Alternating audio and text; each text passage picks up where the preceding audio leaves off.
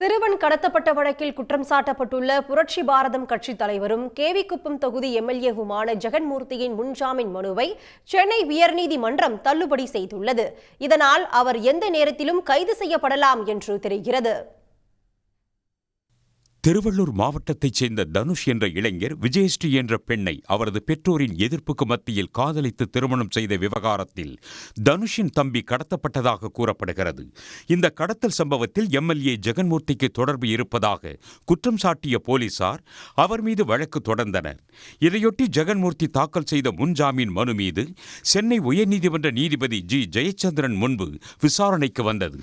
அப்போது சிறுவன் கடத்தப்பட்ட சம்பவத்தில் ஜெகன்மூர்த்தி தீவிரமாக மூளையாகவும் செயல்பட்டதாக காவல்துறை தரப்பில் குற்றம் சாட்டப்பட்டது. ஜெகன்மூர்த்திக்கு முன்ஜாமீன் வழங்கினால் அவர் சாட்சிகளை கலைக்கக்கூடும் எனவும் தெரிவிக்கப்பட்டது.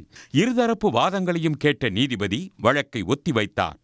இதையடுத்து நேற்று பிற்பகலில் மீண்டும் வழக்கு விசாரணைக்கு வந்தபோது ஜெகன்மூர்த்தியின் முன்ஜாமீன் மனுவை நீதிபதி தள்ளுபடி செய்து உத்தரவிட்டார்.